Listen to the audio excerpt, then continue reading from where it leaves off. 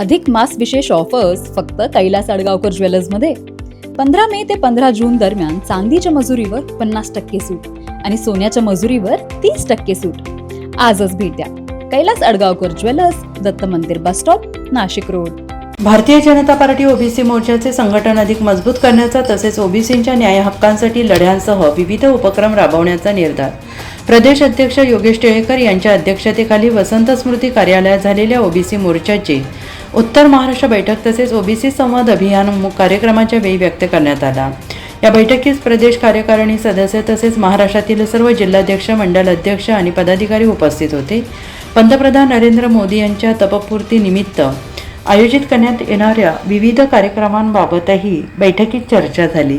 या विधान परिषदेमध्ये 2 ओबीसी समाज बांधवांच्या कार्यकर्त्याला विधान परिषदेची संधी दिलेली आणि म्हणून या सगळ्या विषयामध्ये ओबीसी समाजातल्या कार्यकर्त्याला युवा ओबीसी मोर्चाच्या माध्यमातून संघटनेला जोडावं.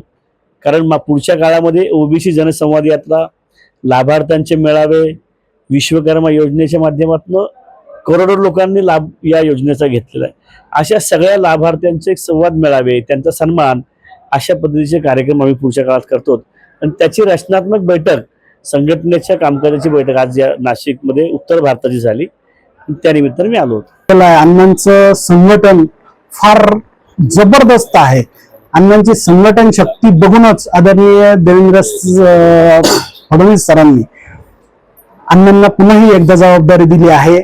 मी खूप खूप अण्णांचं अभिनंदन करतो आणि अण्णांच्या मार्गदर्शनाखाली काम करायला आम्हाला खूप ऊर्जा प्राप्त होते. व्यासपीठावर भाजपाचे नाशिक महानगराध्यक्ष सुनील केदार, ग्रामीण जिल्हाध्यक्ष सुनील बच्छाव, नाशिक महापालिकेचे स्थायी समिती सभापती मच्छिंद्र सानप, धुळ्याच्या उपमहापौर ज्योत्स्नाताई पाटील, भाजपा ओबीसी मोर्चाचे जिल्हाध्यक्ष कैलास पाटील, शहर अध्यक्ष प्रकाश चकोर, मनोज ब्राह्मणकर, सचिन लंबाते, उज्ज्वलाताई हाके, विनाताई सोनवलकर आदी होते. NCN न्यूजसाठी सचिन दिवटे, नवीन नाशिक.